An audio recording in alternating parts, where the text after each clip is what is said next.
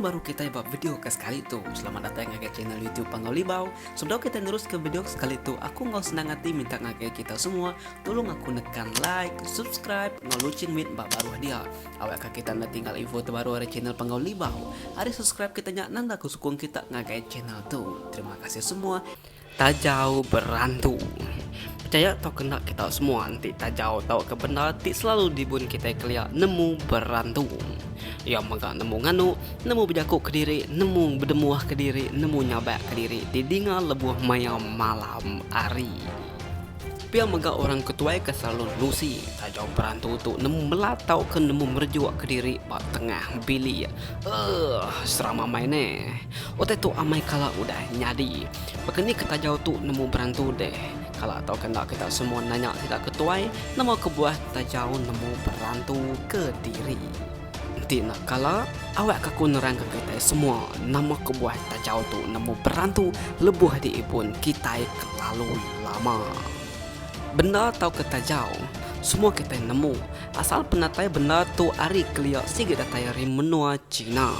Benda tu dibaik pedagang Cina kena nyidih utai pemakai tau ke utai dikenal sedang hidup ke nyawa diri lebuh berdagang buat menua kita gitu keliak dalam burungnya abad ke-18 menyak.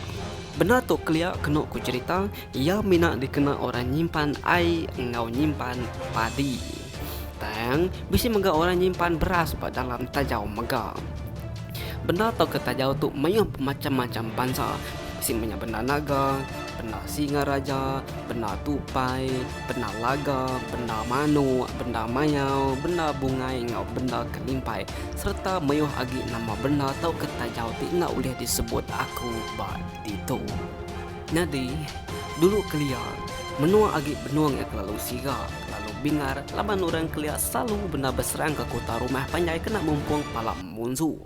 Munsuh ti udah ngalah ke rumah ukai semina mai pala aja tang mai reta tengkira bakat tajau ngau utai kebukai ari menua ti udah dikalah kesidaknya tadi. Jadi dalam dunia menyak benar tau ketajau tu endang sigi amai berantu. Sampai kenyadi siti cerita senentang tajau tu dulu keliak. Tajau tu dulu keliak dikena orang nyimpan bangkai kita mensia ke parai sakit tau ke parai najau. Walaupun harinya meh benda tu tahu kita jauh kita suah aman berantu sampai kaya kala diwan baka anak pun supaya benda tak kita jauh tu dulu keliak di genselan kita ngau darah kita mencia ngau darah babi.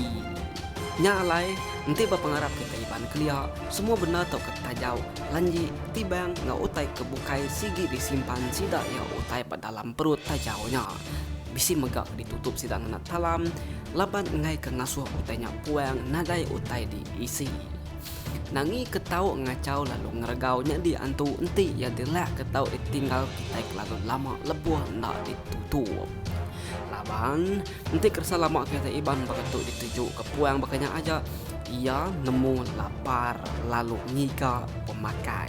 Percaya atau kena tepulai ngakai kita empuk.